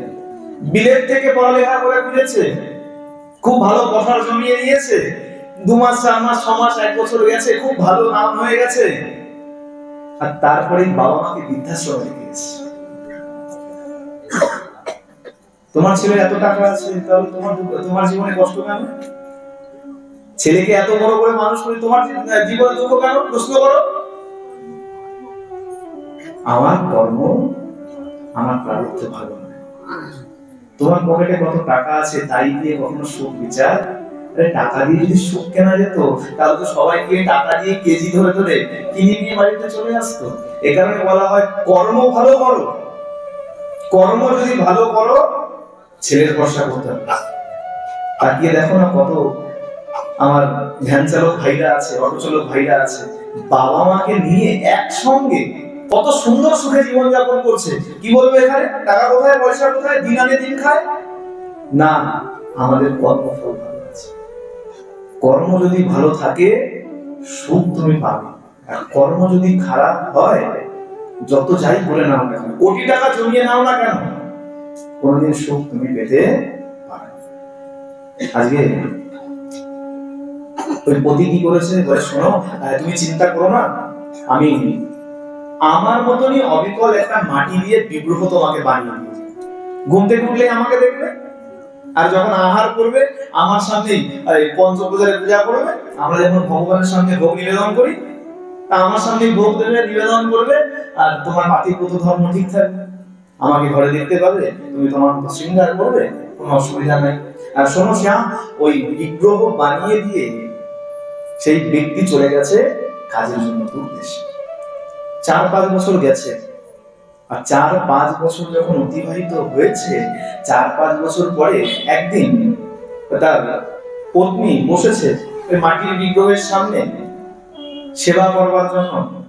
ভোগ লাগিয়েছে, অন্ন ভোগ দিয়েছে, মধ্যাহ্ন ভোগ অন্ন দিয়েছে, ঘন্টা ধ্বনি করেছে, আরতি আদি করেছে, সুন্দর করে শৃঙ্গার করে এবার ভোগ যখন নিবেদন করবে, আর ঠিক সেই সময় দরজা এসে ঠক ঠক ঠক ঠক, কে? তার স্বামী এসে, হ্যাঁ গো আমি ফিরে এসেছি, তাড়াতাড়ি দরজা খোলো, দরজা খোলো, দরজা খোলো। শ্যাম, এখন তুমি বলো ওই রমণী কি করবে? শ্যামকে প্রশ্ন করছে গোপীগণ, এখন ওই রমণী কি করবে? শ্যাম সুন্দর হাসছে, বলে তো বড় সহজ প্রশ্ন করেছো, কঠিন হতো না, বোঝা যেত। বলে কেন? এখন রমণীর উচিত তাড়াতাড়ি দৌড়ে যাবে, দরজা খুলে প্রকৃত স্বামী যে এসছে দরজা দাঁড়িয়ে তাকে ভেতরে এনে বাকি পুজোর সামগ্রী তাকে। আর যখনই বলেছে তখন গোপীরা এখন জয় হো করতে করতে আনন্দে নৃত্য করতে লেগেছে। শ্যাম বলছে, সে কি এতক্ষণ তোমরা ক্রন্দন করছিলে, আর এখনই তোমরা আবার নৃত্য করছো আনন্দে? বলে আমাদের উত্তর আমরা পেয়ে গেছি। বলে কোথা থেকে উত্তর পেলে? আমি তো বুঝলাম না। তখন আমার শ্যাম সুন্দরকে গোপীরা বুঝিয়ে দিচ্ছে, বলে শোনো শ্যাম, এই যে আমাদের গৃহে পতি বলছো, এই পতিগুলো একটা প্রত্যেকটা মাটি তোমারই বিগ্রহ, আর কিছু না। বলে ভালো করে বিচার করো, মিথ্যা কথা কিছু বলছে না। আমাদের ভেতরে যে আত্মাটা আছে, আচ্ছা ভালো, তোমার দেহটা তোমার, তোমার গাটা তোমার, হাতটা তোমার, পাটা তোমার, মাথা তোমার, সব তোমার। এই তোমার ভেতরে যে আত্মাটা বসে আছে, যার জন্য নড়েচড়ে বেড়াচ্ছ, ওই আত্মাটা কার? বলে এটা তো তোমারই অংশ, এটা তো তোমারই অংশ, আত্মরূপে তুমি তাদের মধ্যে বিরাজিত আছো। সুতরাং ওই মাটির পতি যতক্ষণ আমার প্রকৃত পতি ছিল না, ততক্ষণ আমি এদেরকে নিয়ে সুখে ছিলাম। আর আজকে যখনই ওই দরজায় নক করার মতন, ঠক ঠক করার মতন তুমি যেই মুহূর্তে বংশীর ধ্বনি করে আমাদেরকে দরজা খুলতে বলেছো, আমরাও দরজা খুলে যখন প্রকৃত স্বামীকে পেয়ে গেছি, তখন ওই মাটির স্বামীগুলো রেখে আর কি লাভ আছে? প্রেম সে বলো। সুতরাং বলে ভালোই আমরা ছুটে এসেছি, আর তুমি ফিরে যেতে বলছো ঠিকই, কিন্তু আমরা কোনো ভুল করিনি। আমরা সর্বস্ব ত্যাগ করে এসেছি, সব ত্যাগ করে এসেছি। ভালো করে বিচার করো, আমরা কি ত্যাগ করি? গোপীরা কতটা ত্যাগ করেছে চিন্তা করো। কোলের সন্তান, যে সন্তানকে দুগ্ধ ব্যতীত, মাতৃ দুগ্ধ ব্যতীত আর কিছু আহার করানো যায় না, গোপী সেই কোলের সন্তানকে বিছানায় শায়িত করে চলে এসেছে। আর কত বড় ত্যাগ চাও? যে মা না থাকলে ওই শিশু যে আর বাঁচবে কি বাঁচবে না সেই চিন্তা পর্যন্ত করেনি। এ কারণে বলা হলো গোপীরা সমস্ত পিছু টান ছিঁড়ে তারপরে এসেছে, পিছু টান নিয়ে আসেন। যখনই বলেছে তখন গোপীরা বলছে ঠিক তেমনই আমাদের প্রকৃত স্বামী আমাদের সামনেই আছে, শ্যাম আমাদেরকে তুমি শিখা। গোবিন্দ দেখুন কেমন, একটু ভালো করে বিচার করবেন। আমি এখানে একটা সোনার মতন করে কি বলে সোনার টুকরো বিস্কুট, একটা সোনার বিস্কুট রাখলাম, আর একটা নেকলেস রাখলাম, খুব ভালো। কোনটা নেবেন? মা বলছে নেকলেস নেব। সোনার বিস্কুট নেবেন তো? বলে ওটা নিয়ে কি হবে? নেকলেস নিলে গলায় করতে পারবো, আচ্ছা এইবারে সোনার বিস্কুটটাকে প্রশ্ন করুন, নেকলেসটাকে প্রশ্ন করুন, হ্যাঁ নেকলেস তোর জীবনে কত আনন্দ, প্রশ্ন করুন। আরে সোনাও কথা বলবে রে বাবা। আমাদের সনাতন ধর্মে সবার একটা আলাদা আলাদা সত্তা আছে, মানেন তো? সরস্বতী নদী, আর সেই সরস্বতীকে আমরা দেবী সরস্বতী করে পূজা করছি। হিমালয় পর্বত, হিমালয়ের ঘরে আমার মা উমা এসে জন্মগ্রহণ করলো। হিমালয় পর্বত হলে করে সন্তান হবে কি করে? সুতরাং আমাদের প্রত্যেকটা বস্তুর মধ্যে একটা আলাদা আলাদা সত্তা আছে। এখানে সোনাকেও সত্তা চিন্তা করুন, সোনাকে প্রশ্ন করুন, তোর জীবনে কত আনন্দ? সোনা উত্তর দেবে বড় কষ্ট। কেন? বলে শ্যাকরা একবার আগুনে পুড়িয়েছে, টকটকে লাল করে দিয়েছে পুড়িয়ে, তারপরে হাতুড়ি দিয়ে ঠুকে ঠুকে ঠুকে ঠুকে আমাকে গরম দিয়েছে, তারপরে আবার জলে চুবিয়েছে, আবার গরম করেছে, আবার প্রয়োজনে ঘষেছে, পালিশ করেছে, তারপরে গিয়ে আমি নেকলেস হয়েছি। তোমার গলায় এত সুন্দর সোনা আছে। গোপীদেরও জীবন ঠিক তেমন। গোবিন্দ বলছে তোমাকে যদি আমি গলায় করবো, আমরা যেমন এই সোনার বিস্কুটটাকে কেউ পছন্দ করলাম না, নেকলেসটা নিলাম, আরে গোবিন্দ তো বড় জহুরি রে বাবা। বলে না এই জহুরি জহর চেনে নাকি? কি বলে শব্দটা, কি একটা কথা আছে, হ্যাঁ রতনে রতন চেনে। গোবিন্দ কি কম জহুরি নাকি? গোবিন্দ কি করেছে, ওই একবার পুরানোর মতন, একবার জলে চোবানোর মতন, একবার হাতুড়ি দিয়ে ঠোকার মতন গোপীদেরকে বারবার বলেছে ঘরে ফিরে যাও, ঘরে ফিরে যাও, ঘরে ফিরে যাও। এগুলো কি? এগুলো পুরানোর মতন, এগুলো হাতুড়ি দিয়ে ঠোকার মতন। বলে কেন? বলে তোমাকে যখন আমি গলায় করবো, আগে তো তোমাকে একটু ভালো করে বাজিয়ে দেখবো রে বাবা, তুমি আমার জন্যই এসছো নাকি ঘরে ফিরে যাওয়ার জন্য এসছো। যদি আমার ভালোবাসায় বশবর্তী না হয়ে আসো, তোমাকে সংসারের মোহ দেখালে তুমি সংসারে ফিরে যাবে। যখনই বলবো পতি বসে আছে, তাড়াতাড়ি উঠে চলে যাবে। কেন? আমার পতি বসে আছে। আর যদি আমাকে সত্যি ভালোবেসে আসো, তাহলে তুমি আর সেদিকে চিন্তন। গোবিন্দ ঠিক তেমনই সোনার মতন গোপীদেরকেও একদম ভালো করে পরখ করে তারপরে কিন্তু গলায় পড়ার মতনই আমরা যেমন গলায় শোভা দিচ্ছি, আমার গোবিন্দ তাদেরকে নিয়ে রাস আরম্ভ করে। এতক্ষণ পরে গোবিন্দ রাসস্থলীতে উপস্থিত হলেন। যোগমায়া সুন্দর করে রাসস্থলী সাজিয়ে রেখেছে। এই যোগমায়া হলো, অনেকে বুঝতে পারে না তো, যারা অপারেশন দেখেছে, ডাক্তারের যে অ্যাসিস্ট্যান্ট থাকে না, দেখেছেন তো? অপারেশন যখন করে, পেট কেটে দিল, হাত পাতলো, অ্যাসিস্ট্যান্ট হাতে কাঁচি ধরিয়ে দিচ্ছে, সুই ধরিয়ে দিচ্ছে। ডাক্তার কিন্তু কখনো কথা বলে না মুখে। জানি না আপনাদের অভিজ্ঞতা আছে কি? আমার কম বেশি অভিজ্ঞতা আছে বলে বলছি। ডাক্তার যখন অপারেশন করে না, মনে করুন পেট কেটে দিল, হাত পাতলো, অ্যাসিস্ট্যান্ট সঙ্গে সঙ্গে সুই লাগবে না ইনজেকশন লাগবে না জল লাগবে নাকি কটন তুলো লাগবে, কি লাগবে হাতে দিয়ে দেবে। ডাক্তার বলবে না কটন দাও, সুই দাও। আমার যোগমায়া ঠিক তেমন। আমার গোবিন্দ কখনো বলে না মুখ ফুটে, এই যোগমায়া আমি এখন এটা করব। যোগমায়া কেমন? যোগমায়া বুঝতে পারলেন আমার শ্যাম সুন্দরের মনে আজকে রাস করবার ইচ্ছা আছে। ইচ্ছা বুঝে ওই অভিজ্ঞ ডাক্তারের অভিজ্ঞ অ্যাসিস্ট্যান্টের মতন আমার যোগমায়া ইতিমধ্যেই রাসস্থলীকে সুন্দর করে সাজিয়ে দিয়েছে। আর গোবিন্দ ভগবান যেমন, ভগবান বিষ্ণু, ভগবান নারায়ণ যেমন তার ভক্তদের ভজনা করে, তুমিও আমাদেরকে ঠিক তদ্রূপ ভজনা করো। ভগবান বললেন বেশ আসুন, তাহলে যে কারণের জন্য বংশীধ্বনি, সেই রাসস্থলীর মধ্যে যত যত গোপী তত তত খুশি। রাস আনন্দ হয়েছে। আর কেমন রাস? বলে একদম রাসের রসে সবাই ডুবে গেছে। রাস যে গোপী যেমন ভাবে রাস করতে চেয়েছে তার সঙ্গে তেমন রাস করেছেন। আর এমন রাস করেছেন, রাস করতে করতে কোন গোপী ক্লান্ত হয়ে গেছে।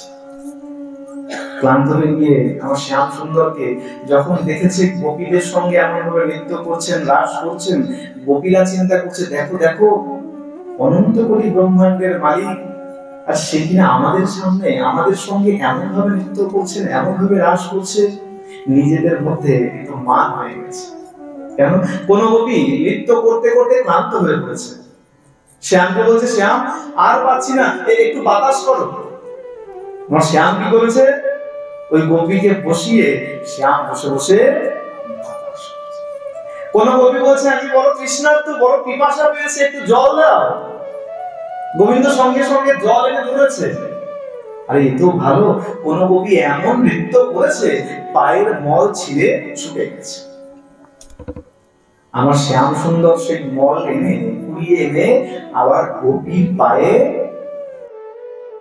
আমার শ্যাম গোপীর পায়ে সেই মল এইরকম যখন অহংকার।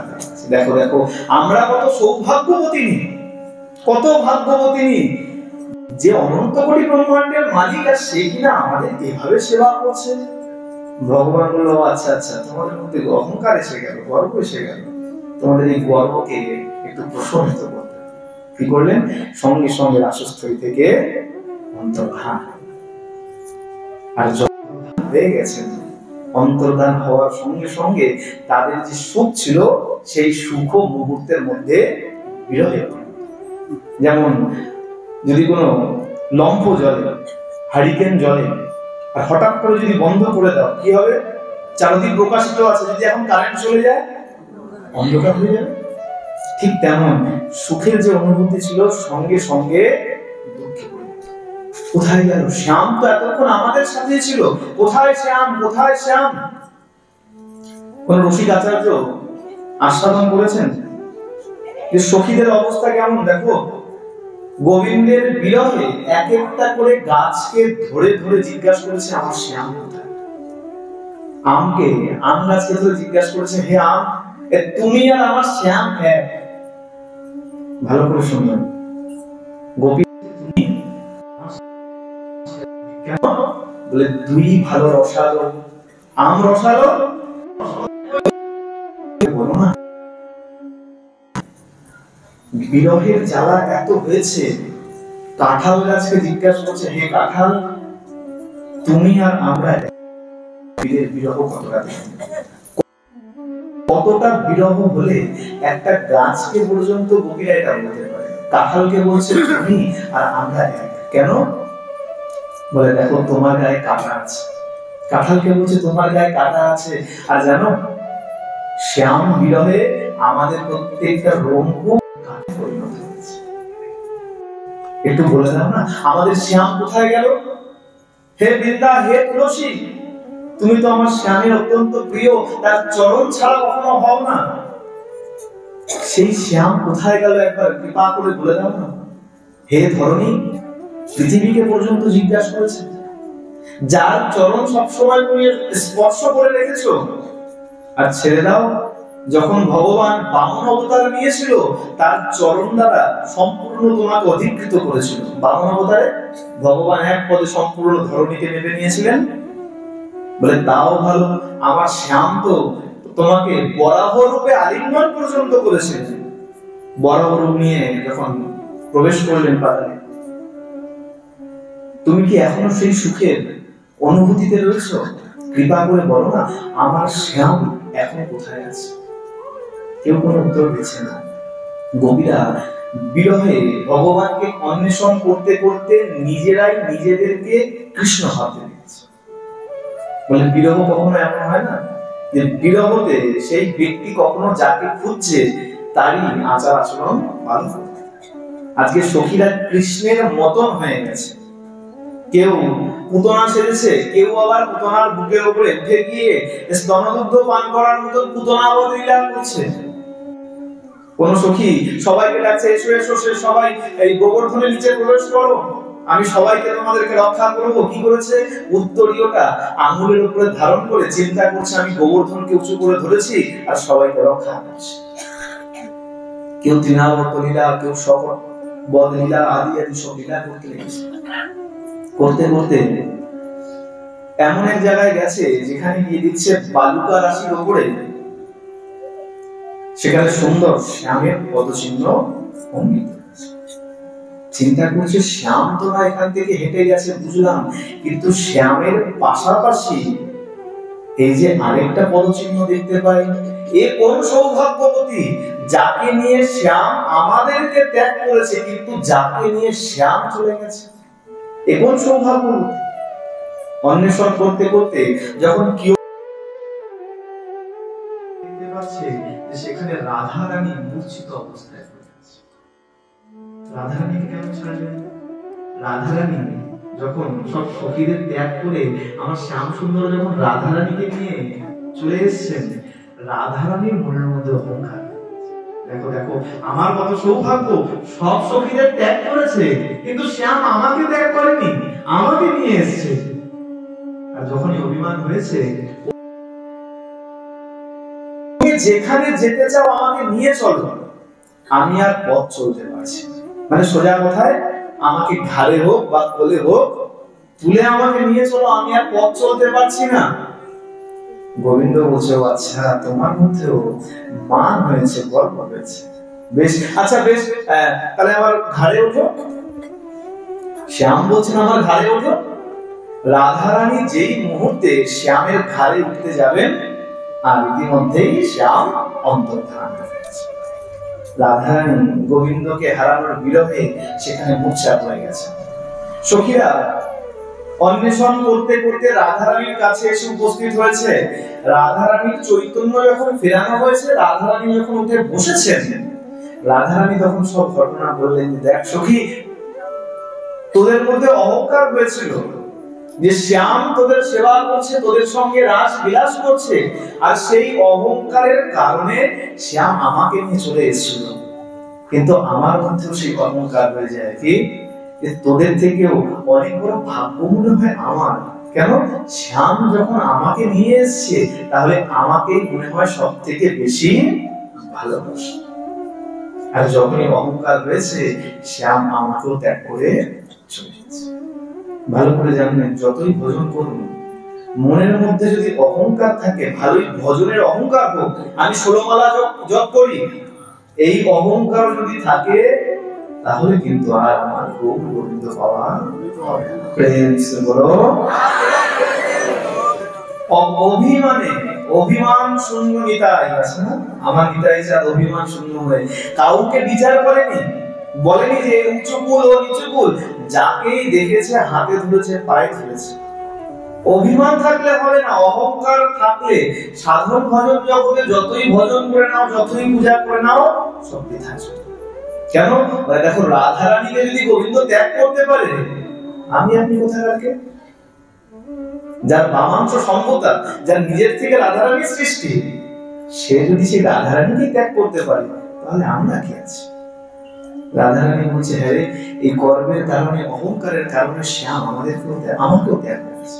চল আমরা অন্বেষণ করি।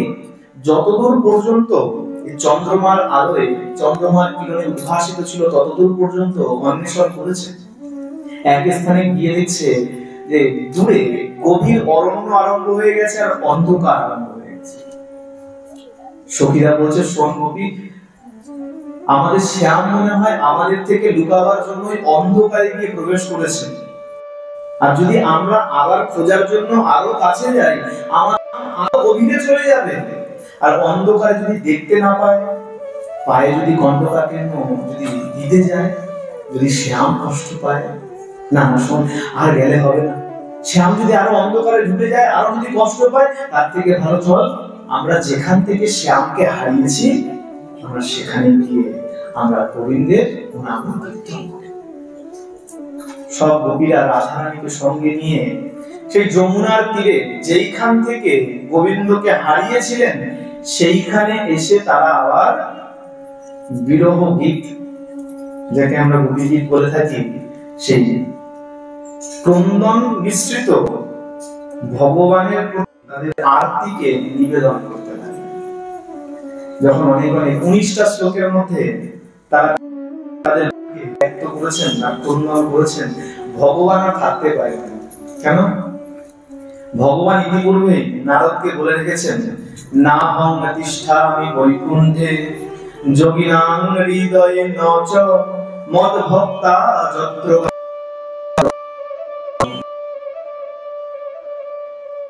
নারদ, আমি বৈকুণ্ঠে থাকি না, যোগীর হৃদয়ের মধ্যেও থাকি না। কোথায় থাকো? মদ ভক্তা যত্র গায়ন্তি তত্র তিষ্ঠামি না। তো যেখানে আমার ভক্তরা আমার গুণাগুণ কীর্তন করে আমি সেখানেই থাকি। প্রেম সে বলো। সুতরাং এটা বলার অপেক্ষা রাখে না যে আমার শ্যাম সুন্দর রাধারানীকে নিয়ে আমাদের মধ্যেই উপস্থিত আছে। আর যেখানে গৌর গদাধর আছে, যেখানে আমার গদাধর আছে, সেখানে যে ভগবান সর্বক্ষণের জন্য বিরাজ করছেন, এটা বলার অপেক্ষাই রাখে। তারা কি করলেন? গোপী গীতির মধ্য দিয়ে ভগবানের জন্য তাদের আরতি নিবেদন করলেন। আর যথারীতি ভগবান তার বাক্যকে সত্যতা রাখার জন্য এসে সেখানে প্রকট হলেন। এখানে ভালো করে বুঝতে হবে, ভগবান কোথাও যায়নি। সুখদেব গোস্বামী বলেননি এসছেন, বলেছেন প্রকট হয়েছে। কেন বলে? কোথাও গেলে তো আসবে। আমি যদি কোথাও চলে যাই তাহলে আমি আসবো, আর যদি এখানেই থাকি তাহলে আমি করে আসবো। বলে তাহলে ভগবান তাহলে কোথায় ছিলেন? রসিক আচার্য বলেছেন, শোনো, ভগবান গোপী সেজে নিয়েছে। কেন? বলে বড় করে ঘোমটা দিয়ে নিয়েছে, আর বলে সবার ঘোমটা উঁচু করে করে দেখছে আমার বিরহে কে কতটা বিরহান্বিত আছে। না হলে বুঝবো কি করে? সুতরাং শ্যাম ও গোপী সেজে তাদের জন্য এটা বুঝতে হবে যে ভগবান সদা সর্বক্ষণ সব জায়গাতেই আছে আমার ভেতরে। এখানে যদি এখন ফ্যান চালিয়ে দিই, হাওয়া লাগতে শুরু করবে। তার মানে এই নয় যে পবনদেব এখন নাই। পবনদেব আছে তো এখন এখানে? বলে এখনো আছে পবনদেব। ফ্যান চালালে অনুভব করতে পারবো মাত্র। এখন অনুভবটা কম, আর ফ্যান চালালে অনুভবটা বেশি হবে। এখন যদি একটা দিয়াশলাই কাঠি যাবে, আগুন জ্বলে উঠবে। তার মানে এখানে এখনো অগ্নি নাই? বলে এখনো অগ্নি আছে। অগ্নিকে প্রকট করার জন্য, অগ্নির অনুভব করবার জন্য একটা মাধ্যম জ্বালালাম মাত্র। ঠিক তেমন পবন যেমন চারদিকে ছড়িয়ে আছে, আমার ভগবান সর্বত্র সর্বক্ষণের জন্যই বিদ্যমান ছিলেন, আছেন, থাকবেন। প্রেম সে বলো। এখন গোবিন্দ আসলেন। গোবিন্দকে যখনই পেয়েছেন, গোবিন্দকে পেয়ে গোপীদের আবার এই যেমন কিছুক্ষণ পূর্বে দুঃখ হারিয়ে সুখ হারিয়ে দুঃখের মধ্যে নিমজ্জিত হয়েছিলেন, আর ঠিক তেমন গোপীদের অবস্থা কেমন হলো? মরা মানুষের মধ্যে হঠাৎ করে প্রাণ এসে গেলে সেই মরা মানুষ যেমন উঠে বসে, গোপীদেরও ঠিক তেমন অবস্থা হলো। বিরহ থেকে উঠে তারা এখন আবার সুখ সাগরে ভাসতে আরম্ভ। কোন গোপী আমার গোবিন্দের ঘাড়ের উপরে ভর দিয়ে দাঁড়িয়ে পড়লেন, কেউ ঘাড়ের উপরে হাত দিয়ে মিষ্টি মিষ্টি বার্তালাপ করতে আরম্ভ করলেন, আর বললেন যে শ্যাম, তুমি আর আমাদের ছেড়ে যাবে না তো? গোবিন্দ কি বললেন? বলেন না, পরীক্ষা নেওয়া হয়ে গেছে। একবার যখন নেকলেস বানিয়ে নিয়েছি, তখন তোমাদেরকে আর আমি গলা থেকে নামাচ্ছি। দেখবেন মায়েরা যখন একটা ভালো নেকলেস বানিয়ে নেয়, ভালোই আরো 5টা কিনো, কিন্তু ওইটাকে কিন্তু হাতছাড়া হতে। আর শ্যাম ঠিক তেমন বলে, একবার যদি তোমাকে যদি গলায় করে নিয়েছি, জন্ম জন্মান্তর পর্যন্ত তোমার আর চিন্তা নাই যে আমি তোমাকে আর কখনো ত্যাগ করব। এবার কি হলো? একটু আগে হ্রাস করেছে, এইবার গিয়ে আমার প্রাণ গোবিন্দ মহারাস। সব ভালো, প্রেক্ষাপট সব শোনা যাবে, কিন্তু রাসস্থলীর বর্ণন কখনো কোথাও করা, গুহ্য বিষয় প্রকাশ্য সমাবেশে কখনো আস্বাদন করা উচিত।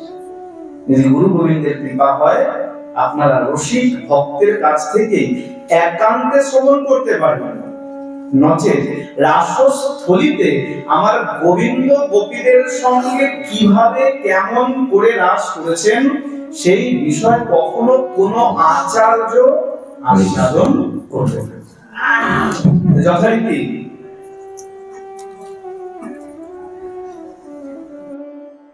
আর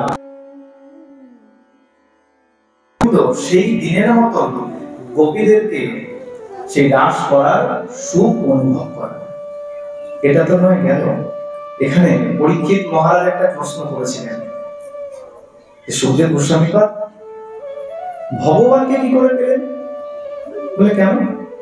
তারা তো ভগবানকে ব্রহ্ম মনে করে নাই, তারা পার্থিব জ্ঞানে পতি চিন্তা করে, এই সাংসারিক চিন্তা রেখে উপপতি চিন্তা করে মিলিত হয়েছিল। ভালো করে বুঝবেন, খুব সুন্দর। বলে ভালো তুমি যেভাবেই বাসো গোবিন্দকেই পাবে। কি করে? এই প্রশ্ন থেকে বলে যে তারা তো পতিরূপে ভগবান রূপে চিন্তা করেনি, ব্রহ্ম রূপে চিন্তা করেনি, উপপতি যার প্রতি যার হিসাবে চিন্তা করেছিলেন। পরীক্ষিত মহারাজকে বলছেন সুখদেব গোস্বামী পাদ, বলে শোনো, এই বিষয়ে তোমাকে আমি আগেই শুনিয়ে রেখেছি। কখন? শিশুপালের কথা শোনো। শিশুপাল কি ভগবানকে ভালোবেসেছিল? কি চিন্তা করতো? শত্রু চিন্তা করতো। গোস্বামী তুলসীদাস বলছেন যে সকালবেলা ঘুম থেকে উঠেই গুনে গুনে শিশুপাল 100টা গাল শুনে নেবেন, 101 হলেই আর শুনে। শিশুপাল প্রতিনিয়ত ভগবানকে গাল দিত, তারপরেও কিন্তু ভগবানের চরণ লাভ করেছিল, সাযুজ্য মুক্তি লাভ করেছিল। যখন ভগবান তাকে বিনাশ করলেন, তার আত্মা এসে ভগবানের চরণে মিশে। এটা কিভাবে? বলে শোনো, বস্তু শক্তি যখন ক্রিয়া করে তখন কোনো কিছু বিচার। এখন এই যে তার আছে তো, ইলেকট্রিকের তার, কোন একটা জায়গা যদি খোলা থাকে, কোন একটা জায়গা খোলা আছে, এখন সেখানে গিয়ে যদি তুমি আঙুল দাও, শর্ট মারবে তো? মারবে? আচ্ছা, এখন আমি যদি তারকে ভালো করে আরতি করি, খুব ভালো করে পঞ্চপদী দিয়ে আরতি করলাম, ভোগ নিবেদন করলাম, হে তার এসে খাও, সবকিছু করলাম, এইবার গিয়ে যদি আমি আঙুল দেই, মারবে? কেন? আমি তো পুজো করলাম, আরতি করলাম, ভোগ নিবেদন করলাম, কত সম্মান দিলাম, আমাকে কেন মারবে? বলে বস্তু শক্তি যখন ক্রিয়া করতে নামে তখন মিত্র পরিজন শত্রু বলে কোনো জ্ঞান, আর চাহে তুমি মিত্র বলেই মানো, আত্মীয় পরিজন বলেই মানো, ভগবানের সঙ্গে যেভাবেই হোক যদি সম্পর্ক একবার স্থাপন করে নিয়েছো, তাহলে তুমি ভগবানকে পাবে পাবে পাবে। প্রেম সে বলো। ঠিক যেমন শিশুপাল শত্রু চিন্তা করেছিল, আরে শত্রু চিন্তা করলে মনের মধ্যে তো ছবি আনতে হবে। তুমি যে গোবিন্দকে গাল দেবে, গোবিন্দর মুখ রূপটা আগে তো হৃদয়ে চিন্তা করবে, কেন গাল দিচ্ছ তার লীলা তো তুমি চিন্তা করবে। তাহলে গাল দিতে গেলে পরেও ভগবানের ছবি যখন মনে আসবে, আর ভগবান চিন্তা করবে ভালোই শত্রু হোক, আমার চিন্তন তো হৃদয়ে আসছে, যেভাবেই আসুক আমার কাছে যখন আসছে আমিও তাকে। সুতরাং ভগবানের সঙ্গে যেভাবেই হোক সম্পর্ক স্থাপন করাটাই হলো মুখ্য। ভালোই শত্রু হও আর ভালোই মিত্র। এ কারণেই তারা চার রূপে চিন্তা করলেও তারা গোবিন্দকেই লাভ করছে। আর শোনো, গোপীরা কোনো সাধারণ গোপী নয়, আমার মতো নয়। একটু নাম জপ করলাম, একটু সন্ধ্যা বন্দনা করলাম, আমার চিন্তা করলাম অনেক কিছু হয়ে গেছে। এই গোপী কারা? এই গোপী কারা ছিল? যখন ভগবান দণ্ডবন থেকে যাচ্ছেন, রামচন্দ্র এই বনের মধ্যে যত যত ঋষিরা ছিলেন, এই সমস্ত ঋষিগণ সেই নব দুর্বাদল ঘন শ্যামকে দেখে, সেই রামচন্দ্রকে দেখে মুগ্ধ হয়ে গিয়েছিলেন। তখন তারা চেয়েছিলেন সেবা করবার জন্য।